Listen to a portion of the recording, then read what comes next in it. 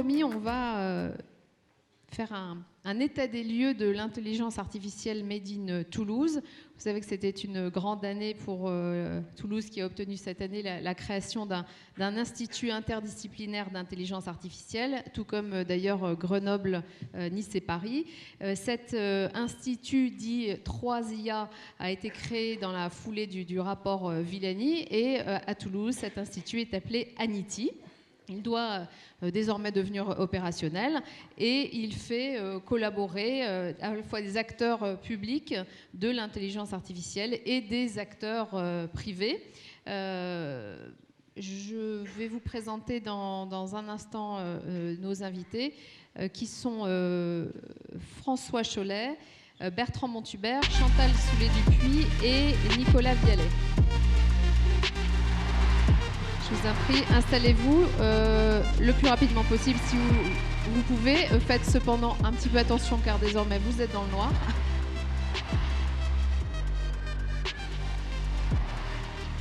Alors, des présentations peut-être un petit peu plus complètes. François Chollet, vous êtes vice-président de Toulouse Métropole en charge des relations avec les universités, l'enseignement supérieur et la recherche. Vous allez nous dire comment Toulouse Métropole soutient ANITI et aussi quelles sont vos interrogations concernant l'IA, en particulier sur le plan éthique dont on parlait tout à l'heure. Bertrand Montubert, vous êtes mathématicien, conseiller régional délégué à l'enseignement supérieur, à la recherche, au conseil régional, oui, bien sûr. Et vous êtes président d'Occitanie Data, qui est l'association de préfiguration d'un pôle de l'économie de la donnée en Occitanie.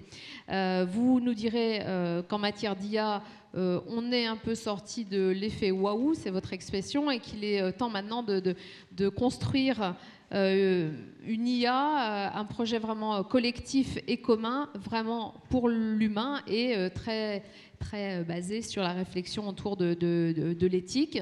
Chantal Soulet-Dupuis, vous êtes directrice de la nouvelle Graduate School ANITI. Vous nous préciserez comment Toulouse compte doubler le nombre de jeunes formés à l'IA et aussi féminiser l'IA. Et vous travaillez à la fois avec les écoles d'ingénieurs, les universités et aussi les entreprises partenaires d'ANITI. Et puis Nicolas Vialet, vous êtes directeur opérationnel d'ANITI. Ingénieur, vous avez passé 18 ans au sein d'Airbus dans le domaine de l'ingénierie des systèmes propulsifs, puis dans les programmes avions et la stratégie industrielle.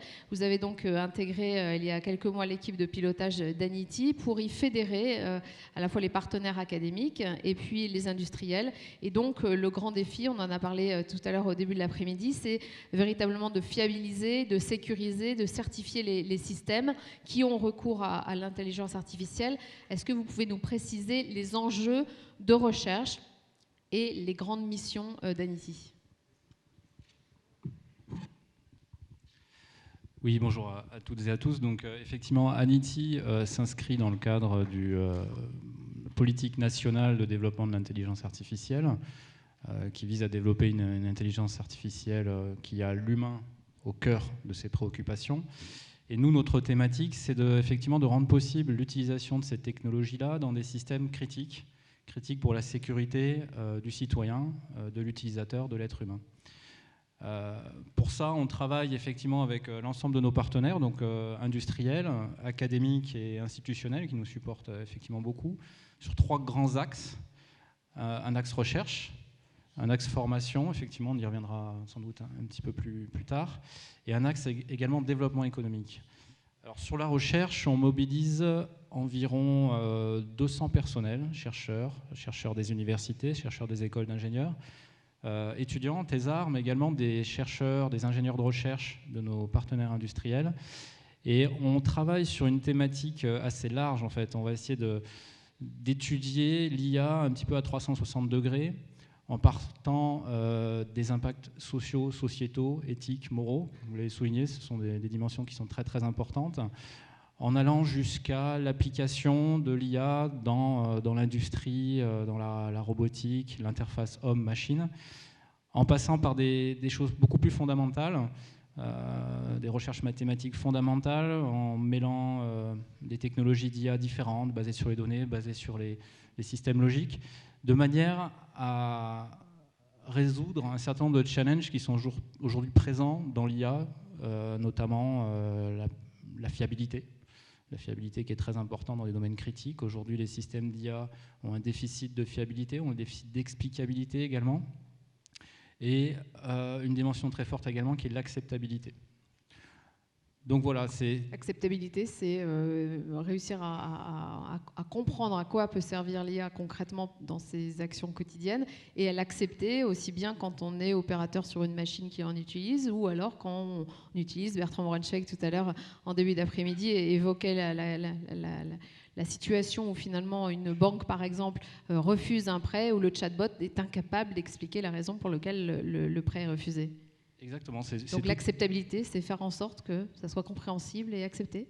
Oui, une dimension importante, c'est que nous, usagers, citoyens, on comprenne comment ça fonctionne, en tout cas on soit en mesure de demander des explications pour accepter les résultats, les conclusions, les décisions proposées par ces systèmes. Sinon, ça peut vraiment être un frein, à la fois en termes de recherche et en termes économiques. Oui, bien sûr, si vous rentrez dans un avion et vous n'avez pas confiance ni à la conception de l'avion ni au pilote, vous risquez de ne pas monter dans l'avion. C'est exactement la même chose pour n'importe quelle technologie, pour l'IA en particulier. Alors précisément, sur ce point, vous avez axé véritablement l'identité d'Anity sur la question de l'IA hybride. Est-ce que vous pouvez préciser ce que c'est? Et puis après, peut-être, on passera sur la question du développement économique. Oui, alors l'IA hybride, qu'est-ce que c'est en fait? C'est le mélange de différents types d'intelligence artificielle. Pour faire très très simple, on peut caricaturer en disant qu'il y a deux types d'intelligence artificielle. Une intelligence artificielle qui est basée sur des modèles logiques, des règles qu'on combine ensemble, ou des modèles physiques, et une IA qui est basée sur la donnée, l'apprentissage de données. Donc typiquement, toutes les applications que vous avez sur vos smartphones qui superposent un masque à votre visage, qui font de la reconnaissance d'image, on est sur de l'IA basée sur les données. C'est très puissant, c'est très intéressant, ça s'est beaucoup développé, je pense que Bertrand Morenschweig a dû l'évoquer tout à l'heure. Néanmoins, il y a quelques problèmes associés à ça, c'est que ça reste très largement peu explicable, en tout cas des boîtes noires qui donnent un résultat. Bon, ce résultat, il est ce qu'il est, il est souvent juste, mais il est parfois faux. Bon, quand il est faux, souvent, c'est pas très grave. Hein, si le masque qu'on vous superimpose sur votre visage est un peu décalé, bon, c'est pas grave. Demain, si on veut utiliser de l'IA dans les systèmes critiques, il va falloir être fiable, il va falloir expliquer tout ça. Et en combinant les deux familles d'IA, on pense qu'on sera en mesure d'avoir à la fois la puissance de l'IA basée sur les données, mais aussi l'aspect explicabilité de l'IA basée sur les modèles. Et donc aujourd'hui, Anity a mis en place un certain nombre de chaires de recherche en partenariat avec des industriels, c'est ça? Exactement, on a 24 équipes de recherche qu'on appelle des chaires, qui accueillent en leur sein des chercheurs académiques, mais également des ingénieurs de recherche de l'industrie. Et c'est de ce frottement entre ces deux populations qu'on voit émerger des thématiques de recherche qui ont vraiment un sens applicatif futur. On parle d'état des lieux, donc quelques mois après le début d'Anity. Est-ce qu'aujourd'hui, les travaux de recherche ont commencé? Comment s'organise votre travail? Alors oui, les équipes sont en place, les travaux de recherche ont commencé. Un des moyens de faire de la recherche, c'est de recruter des thésards, des doctorants. On a déjà une quinzaine de doctorants qui sont recrutés. Les sujets sont publiés. Si dans l'assistance, il y a des gens d'ailleurs qui veulent postuler, ils seront les bienvenus. Les équipes sont en place, effectivement. Vous avez obtenu finalement les crédits de l'Agence nationale de la recherche? Oui, on a la promesse de crédit. Après, il y a tout le processus administratif qui est en cours, qui devrait déboucher dans les semaines qui viennent, effectivement. Et ça ne vous a pas empêché de démarrer, y compris les recrutements, puisqu'il y a un certain nombre de personnalités qui ont rejoint Anity récemment? Non, parce qu'on est juste sur un délai administratif, il n'y a pas d'enjeu, je dirais, de blocage potentiel. Donc oui, on est parti et on n'a pas attendu, effectivement. On part avec nos partenaires, avec les universités, les institutionnels, la région, la métropole, BPI pour avancer. Oui. Il y avait beaucoup d'impatience du côté des entreprises qui ne sont pas partenaires officiels d'Anity, qui ne sont pas non plus donc des grands groupes et des grands groupes industriels sur les thématiques que vous avez choisies. Il y avait donc beaucoup d'impatience du côté des PME. Quelles sont les actions que vous menez de ce côté-là, finalement, de la même manière sur l'acceptabilité du côté des chefs d'entreprise et aussi dans la perspective de développer de nouveaux business? Alors effectivement, c'est un des enjeux très forts qu'on a, hein, c'est d'être parfaitement connecté avec l'ensemble du tissu économique, et notamment les PME, les TPE et les startups. Alors c'est un monde qui est très divers. Il y a à la fois des spécialistes du développement de solutions, il y a des utilisateurs de solutions, beaucoup qui se posent la question de qu'est-ce que c'est, est-ce que ça peut m'apporter quelque chose. Donc ce qu'on est en train de faire aujourd'hui, c'est d'essayer de se connecter à ce monde-là pour comprendre exactement quelles sont leurs attentes, les écouter et définir les modalités d'action. Donc on a en particulier cette semaine, on a fait un événement particulier pour les rencontrer, pour partager. On s'appuie beaucoup sur l'ensemble des associations, des clusters qui fédèrent ce milieu-là pour définir les modalités d'action qu'on aura, qui aujourd'hui, tout à fait honnêtement, on n'est pas très clair encore sur comment on va faire.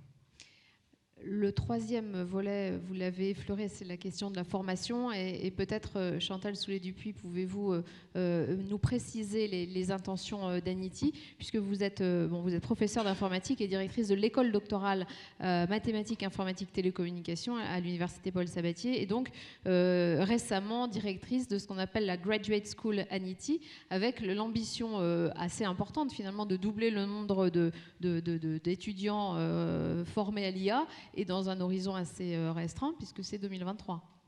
C'est 2023, effectivement, mais même avant, on a une ambition de démarrer des formations à la rentrée, mais il y a déjà de la formation en intelligence artificielle actuellement. Donc qu'est-ce que c'est que cette graduate school? Alors, qu'est-ce que c'est qu'une graduate school? Une graduate school, son rôle, c'est d'organiser un ensemble de formations. Donc là, pour l'instant, on va parler de l'IA. Et donc il y a 3 volets dans l'organisation de la formation. Il y a bien sûr tout ce qui est formation initiale, hein, depuis la licence jusqu'au doctorat. Alors on parle beaucoup du niveau master, mais on a l'ambition de démarrer plus tôt, voire même lycée, sensibilisation et autres. Ensuite il y a le volet formation continue, formation courte, formation longue. Ça veut dire alternance sur des formations plus classiques, et puis des formations courtes qui peuvent être montées en compétences, complément de compétences, et après tout l'aspect vulgarisation, qui peut être aussi dans le volet formation continue, mais qui peut démarrer beaucoup plus tôt pour les collèges, lycées, grand public, sur qu'est-ce que c'est que l'IA, et démystifier peut-être un peu, puisque notre directeur scientifique disait il y a eu un hiver de l'IA, et puis il y a un nouvel engouement pour l'IA. Mais ce n'est pas pour autant que l'IA avait disparu, elle y était. Donc on bénéficie de cet engouement, mais il y a aussi une volonté de pérenniser et de développer une IA qui soit pluridisciplinaire. C'est-à-dire qu'aujourd'hui on parle beaucoup d'IA avec l'apprentissage, l'explicabilité, des choses comme ça, mais l'IA c'est beaucoup de choses, et plein de choses, c'est très large le champ de l'intelligence artificielle en fait. Donc, ce n'est pas une nouvelle école, hein. C'est un label. C'est un label. Ça a le statut d'école, mais en fait, ça repose sur un ensemble de formations proposées par des établissements qui existent déjà. C'est-à-dire que ce n'est pas une nouvelle institution qui va délivrer des diplômes. Voilà, on va organiser de la formation. L'objectif, c'est d'organiser de la formation et de labelliser de la formation en intelligence artificielle, en coordonnant à la fois les besoins, les débouchés et les compétences nécessaires pour arriver à ces débouchés-là. Donc, par exemple, c'est à la fois coordonner une offre de formation qui existe déjà sur le site, et en solliciter de nouvelles. Ça veut dire qu'aujourd'hui, vous êtes en train de sélectionner un certain nombre de formations qui pourraient obtenir ce label Anity, et à quelle échéance? Alors, il y a une première échéance qui sera la prochaine rentrée, où on va déjà ouvrir une formation au niveau master sur tout ce qui est IA avancée, qui est mathématiques informatique pour l'intelligence artificielle. Donc, la licence a déjà ouvert cette année, et le master va ouvrir l'année prochaine. Et ensuite, pour la rentrée d'après, puisqu'on est sur un schéma d'accréditation des universités et des écoles d'ingénieurs, des filières ingénieurs, donc on bénéficie en fait de tout ce renouvellement de formation pour organiser la formation Anity en co-construction avec l'ensemble des filières qui font de l'intelligence artificielle sur Toulouse. Et sur trois parties. Une première partie, c'est ce qu'on appelle le cœur de l'IA, c'est vraiment tous les travaux sur l'intelligence artificielle, le développement de tous les fondements de l'intelligence artificielle. Ensuite, il y a toute la partie intégration et une partie plus application. Donc, ce qui fait que le champ est très large, et ça implique quasiment tous les établissements du site toulousain. C'est pour ça que je parle de co-construction.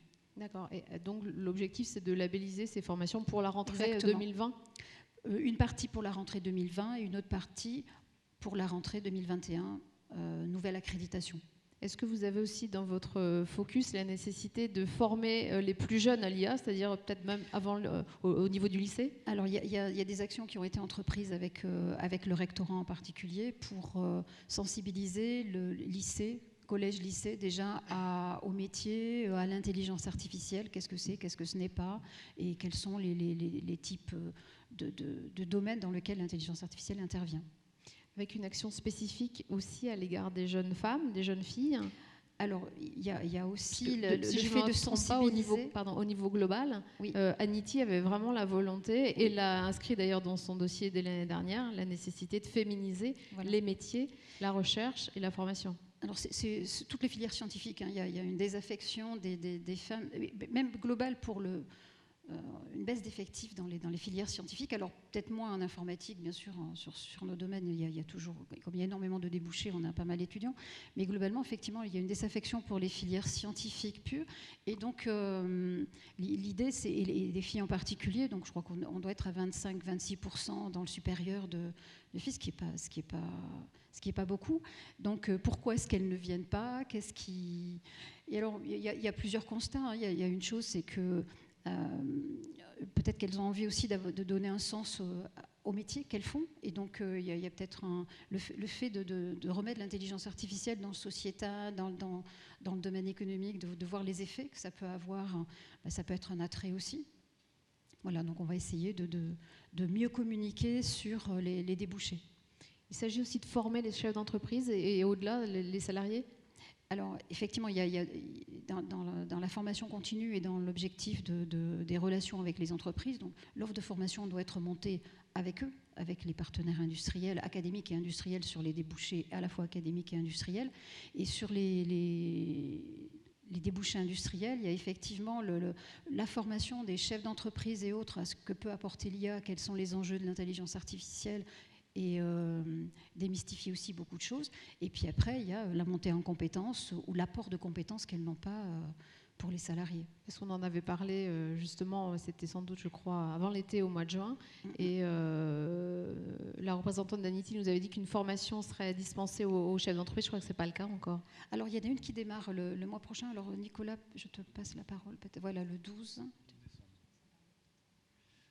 Non, effectivement, on s'est engagé auprès de nos partenaires à déployer un premier module dès cette année, avant la fin de l'année. Donc ce sera le cas. Le 12 décembre, on a une formation qui est plus à l'adresse effectivement du management, la sensibilisation aux managers. Donc oui, ça démarre.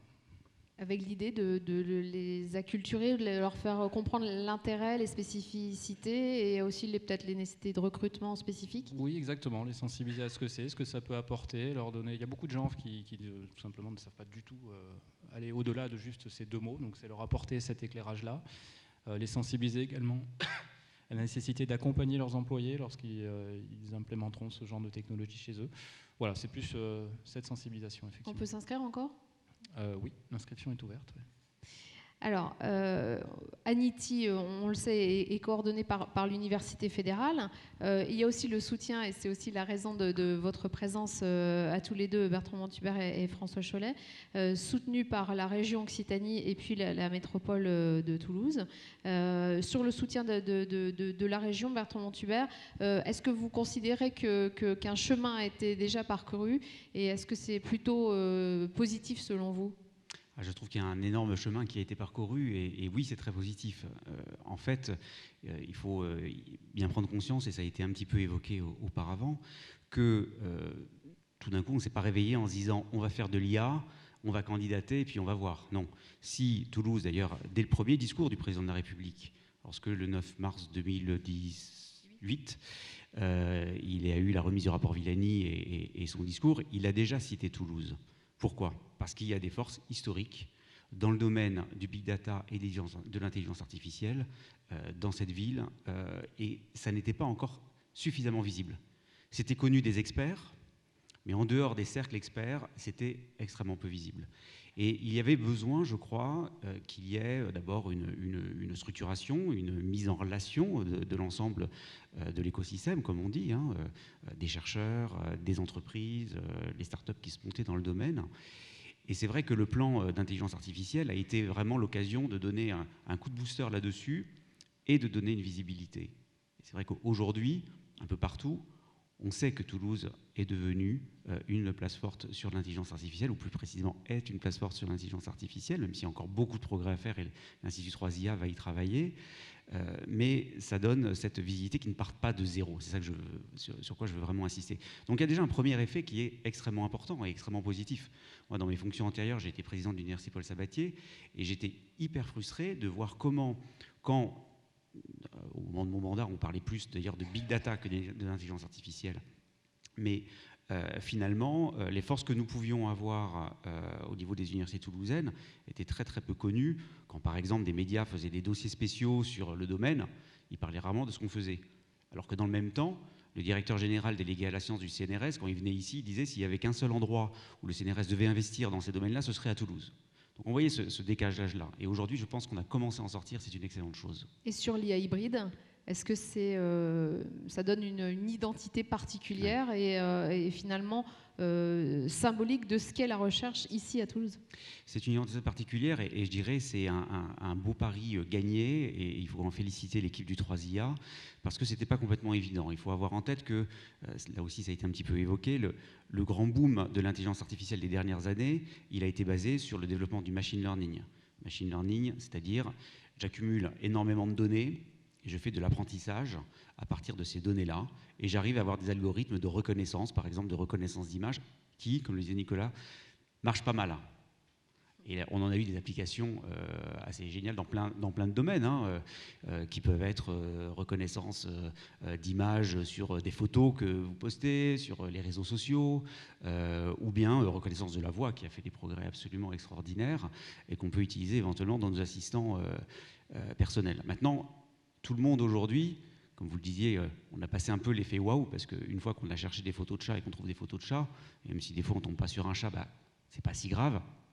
On voit bien que dans certaines situations, plus ça devient important d'avoir une réponse fiable, plus c'est quand même compliqué. Et là, il faut arriver à allier justement la puissance du machine learning, de l'apprentissage des réseaux neuronaux profonds, on l'appelle comme on veut, hein, c'est ce domaine-là, et les techniques plus classiques qu'on appelle d'intelligence artificielle symbolique. Et l'IA hybride, c'est ce mélange des deux. Et là, c'est quelque chose sur lequel Toulouse a vraiment des très très gros atouts, a décidé de faire une candidature axée là-dessus. Encore une fois, je pense que c'était un pari, parce que quand même, quand il y a eu le rapport Villani, c'était vraiment le côté machine learning qui était très fortement mis en avant, même si pas complètement. Il y a Bertrand Braunschweig dans la salle, et je pense qu'il me démentirait très probablement si je disais que c'était que le machine learning qui était pris en compte. C'était pas du tout le cas, bien entendu, mais c'était, on va dire, médiatiquement ce qui a été mis en avant. Voilà. Le chemin, il a été un peu différent, et c'est pas un hasard. C'est pas un hasard parce que tout simplement, la région Occitanie est une région dans laquelle le domaine industriel est très fortement lié à de l'industrie dans des domaines absolument critiques. Nicolas Vialet, qui vient d'Airbus, en sait quelque chose, évidemment, mais on peut le prendre dans beaucoup d'autres domaines. Il ne s'agit pas d'utiliser l'intelligence artificielle pour avoir des résultats qui sont globalement bien et où, quand il y a une petite erreur, ce n'est pas absolument dramatique. Non, là, il faut que des fois avoir des choses qui soient fiables, des choses sur lesquelles on puisse résister s'il y a un problème au fait d'être attaqué en justice. Et ça suppose des développements scientifiques et technologiques qui sont particuliers. C'est ceux qui sont développés en particulier à Toulouse. Et je pense que ça va nous donner une grande force, non seulement pour les entreprises d'intelligence artificielle, mais aussi pour toutes nos entreprises qui vont pouvoir, on l'espère en tout cas, grâce à ces développements-là, utiliser l'intelligence artificielle dans des domaines de manière beaucoup plus sûre. François Cholès, sur le soutien de Toulouse Métropole. Même question finalement qu'à Bertrand Montubert. Quelle est finalement votre vision 6 mois après l'obtention de cet institut? C'est une vision positive. Bon, Anity, c'est un succès toulousain. C'est un succès d'hommes et de femmes qui ont réussi à la fois dans la recherche publique et aussi dans l'industrie à se mettre ensemble. Ça ne date pas d'hier, Bertrand l'a parfaitement bien dit, mais la masse a fait que, et la compétence a fait que les choses ont marché. Alors en fait, nous, Toulouse Métropole, on est effectivement en soutien. Mais un soutien de quelle nature? En soutien à fond de plusieurs natures. D'abord, on les accueille au B612 dans un écosystème qui est un écosystème autour de l'aéronautique, de l'espace, des déplacements, des systèmes électroniques embarqués. On les accueille, on les accompagne aussi on les accompagnera dans l'applicatif en mettant avec des espaces dédiés à l'accélération d'entreprises, au développement de start-up. Et puis, c'est un peu aussi le rôle de la métropole qui a la maîtrise de l'espace public et de sa gestion. La métropole mettra, et a déjà commencé d'ailleurs, à mettre à la disposition des chercheurs l'espace public de la métropole pour expérimenter les innovations. Et si vous voulez, si on regarde le sens de l'IA, c'est une formidable attention, c'est une formidable espérance pour la métropole. Avec des questions éthiques qui sont importantes aussi pour la puissance publique. Dans la mesure où elle est tournée vers le citoyen. Un exemple très clair, nous, il y a un sujet qui est un sujet majeur dans lequel nous misons parce que nous pensons que l'IA peut nous apporter beaucoup, c'est la question des déplacements. Nous accueillons 6000 personnes dans cette ville chaque année. Il y a 1000 voitures de plus par mois à Toulouse jusqu'à ces derniers mois. Le problème des déplacements, c'est 500 000 déplacements de plus en 2025. Nous avons à gérer les mobilités et les nouvelles mobilités, c'est-à-dire bien sûr les transports en commun, et TCO, notre opérateur, est en prise directe avec l'intelligence artificielle, mais toutes les autres nouvelles mobilités, ça va des trottinettes aux véhicules autonomes, quelque chose qui est la mobilité urbaine aérienne aussi, qui est en phase d'expérimentation et qui sera expérimentée. Et quand vous parliez d'acceptabilité, on voit bien dans ce domaine-là que c'est un élément qui est extrêmement important. Vous pouvez mettre un drone pour amener des outils sur le lieu d'un crash ou d'un accident automobile.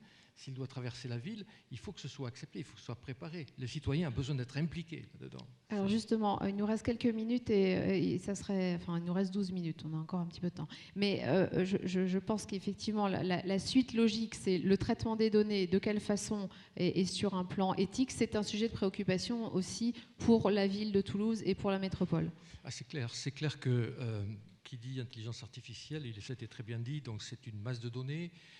Occitanie Data que préside Bertrand est un groupement qui fédère beaucoup d'acteurs. Nous en sommes partenaires et c'est vrai que nous sommes attachés avec eux à définir une charte éthique de façon à ce que qui dit données dit question de sécurité, question de sécurité des données, qui dit aussi pas de discrimination, il ne faut pas qu'il y ait de discrimination, en tout cas il y a toute une charte éthique, une transparence qui doit être assurée également, une charte éthique à laquelle nous tenons beaucoup. Il ne faudrait pas que l'IA, par certains de ces développements, s'inscrive à l'encontre du développement de la personne. Bertrand Montubert, vous qui présidez Occitanie Data, que je présentais en un mot tout à l'heure en introduction, vous avez commandé un sondage sur les Français et la gestion de leurs données. Et bon, une des conclusions, je vous invite à le regarder d'ailleurs dans le détail parce qu'on y apprend énormément de choses de façon très détaillée. 41% des personnes interrogées qui disent ressentir de l'inquiétude quand ils entendent parler du sujet de leurs données personnelles. Oui, effectivement. Alors d'abord, il faut avoir en tête qu'Occitanie Data, c'est une association de préfiguration, comme vous l'avez dit, qui regroupe des institutions publiques et des acteurs privés. Aussi bien des entreprises comme Airbus, comme Orange, Atos, Soprasteria, comme Quant, la métropole de Toulouse, le conseil régional, ou des entreprises publiques comme Enedis, et puis Météo France, le CNES, etc. Et donc, tous ces acteurs-là, en fait, ils ont en commun de vouloir mieux utiliser leurs propres données, mieux les partager, mais pas le faire n'importe comment. Parce que si on fait les choses un peu n'importe comment, on a vu comment ça se passe dans d'autres continents, c'est le scandale Cambridge Analytica, ou c'est du côté de la Chine, des utilisations par exemple de l'indice social qui sont totalement inacceptables, je pense, dans notre culture et dans notre société. Et avec un vrai risque, si on fait n'importe quoi, c'est que tout d'un coup, on ne soit plus dans un hiver de l'intelligence artificielle, mais dans un âge de glaciation, avec des citoyens qui vont se mobiliser contre les usages de l'intelligence artificielle, et ça va se bloquer. Et c'est pas juste... Est-ce que je peux Oui. citer une autre conclusion du sondage? Oui. Le fait d'accepter l'utilisation de ces données personnelles sans anonymisation, vous direz ce que Mm. c'est, est corrélé au fait de se sentir suffisamment informé et protégé. Complètement. Donc, l'information clé de voûte de l'acceptabilité de l'IA. C'est ça. aussi. Et en fait, donc, nous avons voulu, pour arriver à bien mettre notre cadre, d'une part développer une charte éthique sur l'usage des données, mais aussi bien comprendre comment les Français se positionnent par rapport à l'usage de la donnée. Et comme vous l'avez dit, il en ressort premier élément, un élément d'inquiétude. 41% qui le fassent. Et quand on leur pose la question, finalement, est-ce que vous pensez que l'usage croissant des données, c'est une bonne chose ou une mauvaise chose? C'est complètement partagé, 50-50, et avec des vraies différences d'ailleurs, suivant les différentes couches de la population. Et je pense qu'il faut le prendre en compte, une couche de la population, effectivement, en termes d'âge, par exemple. Il ne faut pas imaginer que ce sont les plus âgés qui sont les plus réticents, ce n'est pas le cas. Les plus réticents, ce sont les 35-49 ans. En termes de sexe, en termes... oui, on l'a dit d'âge et donc de catégories socio-professionnelles. Et là, il faut vraiment prendre les choses en compte et on leur a posé la question, qu'est-ce qui vous permettrait de vous rassurer dans l'usage des données? Est-ce que c'est des questions de structuration, l'existence de la CNIL par exemple, et le fait que la CNIL vérifie des choses? Est-ce que c'est l'existence d'une charte éthique? Est-ce que c'est le fait de donner plus d'informations? Et ce qui est frappant, c'est que la première chose qu'ils demandent, et d'ailleurs j'espère que des événements comme Futura Policy contribuent, c'est plus de pédagogie, qu'on comprenne ce qu'on va faire avec nos données, qu'on comprenne quels sont les traitements, pourquoi on fait ça, c'est quoi les intentions réellement, comment on fait aussi pour avoir un minimum de contrôle citoyen sur cette question-là. Ça, c'est une première chose qui est présente. La deuxième chose, c'est qu'il y a des acteurs auxquels ils font plus ou moins confiance. Et ce qu'on constate, c'est que dans les acteurs auxquels ils font le plus confiance, vous avez les acteurs de la recherche, de la santé et les collectivités territoriales. Et parce qu'il y a une notion de proximité, parce qu'ils ont le sentiment qu'ils auront peut-être plus de prise sur ces acteurs-là que s'ils sont plus lointains. Il y a des éléments aussi sur la confiance vis-à-vis de la nationalité de l'entreprise. Mais ce qui est le plus frappant, c'est que, alors que l'anonymisation de la donnée paraît être un des éléments qui rassure le plus, on leur a posé la question, est-ce que vous seriez prêt à ce que vos données non anonymisées puissent être utilisées dans un certain nombre de cas? Donc, on a testé anonymisé, les cas. préciser peut-être? Qui ne soit pas... C'est-à-dire que ce qu'on fait souvent quand on fait des traitements, par exemple, si on veut que les données soient utilisées par d'autres, on va en gros enlever tous les éléments d'identification de la personne. Voilà. Si mes données sont transmises, on va enlever mon nom, mon prénom, mon âge, mon lieu de naissance, des éléments qui permettraient de me réidentifier. Voilà. C'est ça, la donnée anonymisée. Ça pose un problème d'utiliser des données anonymisées, c'est que dès qu'on veut mélanger des données entre elles, eh bien, tout simplement en envoyant par exemple des données sociales ou des données de santé, si on ne sait plus de quel individu il s'agit, eh bien, on n'aura pas des choses suffisamment fines. On perd en fait la qualité de la donnée et on a des résultats à la fin qui sont faux. Il y a des études à l'Oncopole qui l'ont montré par exemple et qui ont montré que si on anonymisait complètement les données, alors on ne trouvait plus du tout les vrais résultats. Et donc c'est important de pouvoir travailler sur des données qui ne soient pas anonymisées. Mais on ne peut pas faire ça n'importe comment. Il faut évidemment respecter la loi, le RGPD, et il faut respecter en fait des conditions éthiques. Il faut faire ça en fait dans un intérêt général. Et là, on leur a posé la question sur un certain nombre de choses et ils montrent que de manière très majoritaire, ils sont d'accord pour que ces données soient utilisées, s'ils savent à quoi ça sert, et quand ça sert en particulier des choses dont ils voient directement l'utilité. Dans le domaine de la santé, par exemple, et il y a d'autres exemples qui sont donnés dans le sondage. Et donc tout cela est très, très important parce que je crois que ça nous permet de voir qu'on est à un moment clé dans le développement du big data, de l'intelligence artificielle. Ce moment clé, c'est qu'on a passé l'étape de la fascination, on rentre dans une étape d'une maturité plus importante, sur le fait que oui, ça peut nous apporter des gains extraordinaires, l'intelligence artificielle. Oui, il faut qu'on se développe dans le domaine au niveau régional, au niveau national, au niveau européen notamment, pour peser vis-à-vis des autres puissances, sinon on sera dominé, notre avenir il sera complètement dominé par les décisions stratégiques qui seront prises par des groupes américains ou chinois. Et ça, c'est impossible dans une démocratie d'accepter ça. Donc heureusement qu'on a un plan au niveau national autour de l'intelligence artificielle, et je salue, puisqu'il y a les membres de la délégation interministérielle pour l'intelligence artificielle, ils font un travail remarquable, et c'est important que nous l'ayons.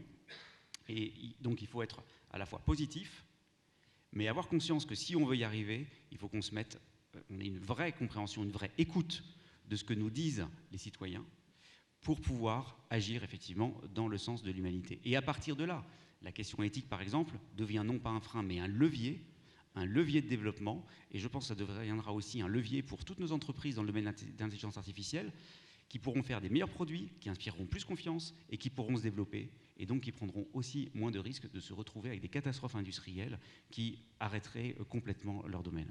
Nicolas Vialet, un certain nombre de chaires d'Anity est d'ailleurs dirigé par exemple une juriste, un psychologue qui était Jean-François Bonnefond, qui était à votre place hier soir. Quelle est la place des sciences humaines et sociales dans Anity ? Elle est fondamentale. On a effectivement ces 2 chaires emblématiques, on a quelques autres qui complètent cet aspect social. Je pense qu'on peut encore aller plus loin, on a des réflexions là-dessus, on en parlait il y a quelques jours avec Bertrand, éventuellement intégrer une part de philosophie dans nos axes de recherche.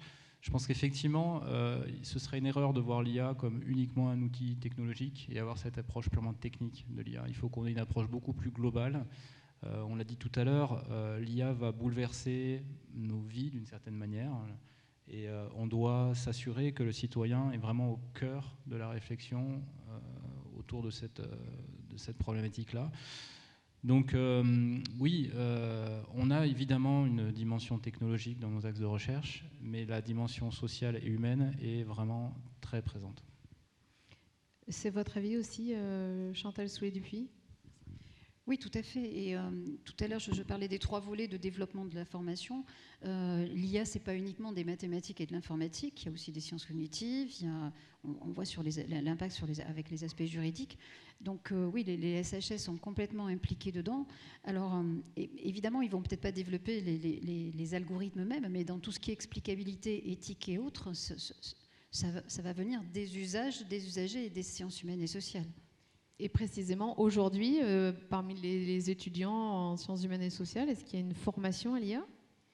Alors, il y a déjà une formation existante à l'IA, alors qui n'est peut-être pas assez visible et que justement on compte rendre beaucoup plus visible dans le cas d'Anity. Mais Anity va aussi, l'objectif c'est de favoriser l'introduction de l'intelligence artificielle dans toutes les formations, dans beaucoup de formations de SHS. Peut-être finira-t-on, François Chollet, avec vous et sur la question de l'IA et la santé, et ça fera finalement le pont avec la conférence suivante. Quelles sont on a parlé à l'instant des données, la nécessité d'avoir des données peut-être plus précises, plus fiables aussi pour faire avancer la médecine. Quel peut être l'apport de l'intelligence artificielle dans le domaine de la santé, selon vous ? Il est considérable. Qui n'est pas prioritaire aujourd'hui, en tout cas dans cette version 1 d'Anity ? Non, mais je vous remercie de le mentionner parce que derrière les déplacements, je pense que c'est le 2e poste que nous mettrons, nous, Toulouse Métropole, aux côtés de l'IA. Et nous pousserons pour que le domaine de la santé intègre pleinement Anity, si c'est possible, au bout des 2 ans d'existence. C'est multiple. Hein, on a des exemples qui sont criant actuellement, l'interprétation d'images de neuroradiologie ou de radiologie, tout simplement, est en train de s'automatiser. C'est une révolution. L'interprétation de lésions de la peau est en train de s'automatiser. C'est aussi une révolution. Donc il y a une part de révolution technologique qui est incontournable et que l'on voit arriver, qui va changer la pratique de la médecine, à la fois pour les praticiens et pour les patients. Mais derrière ce que vous disiez, effectivement, il y a la question des données, et des données anonymisées ou non anonymisées. Et c'est vrai que lorsque les données sont anonymisées complètement, la stratification des populations d'études n'est plus possible. Et donc, ça pose un problème. Et donc, par exemple, on ne peut pas faire de lien entre les conditions sociales et l'état de santé, par exemple, alors que ça pourrait être important. Et puis, on sait très bien qu'en matière de risque, à 25 ans, le risque d'infarctus du myocarde n'a rien à voir avec celui qu'il est à 65 ans. Donc, on peut avoir intérêt à stratifier par l'âge, par l'origine régionale, etc., etc. Donc ça, c'est vrai que c'est une vraie question. Il faudra trouver solution. Il peut y avoir anonymisation partielle, etc.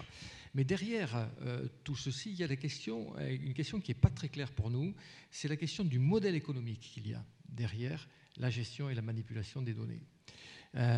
Pourquoi ? Parce que la métropole a un set de données, je crois qu'il y a 474 sets de données qui sont disponibles, si vous arrivez à les trouver, l'accessibilité aussi, c'est pas, mais elles sont disponibles sur le site de Toulouse Métropole, qui sont en libre service. On peut imaginer que les données se vendent, et ça se fait, par des privés, Mais on peut aussi imaginer, il y a des essais littéraires là-dessus, que vos propres données, vous vendiez vos propres données. Hein, le risque est plus hypothétique et peut-être plus lointain, mais on peut imaginer le revenu universel contre vos propres données, ça a déjà été développé. On n'a pas le droit de vendre ses organes, mais on pourrait vendre ses données. Exactement. Donc je pense qu'il y a là, derrière la gestion des données et l'anonymisation, une clarification à faire en matière de modèle économique vis-à-vis des données. Ce sera le mot de la fin, nous sommes à 0000. Merci à vous.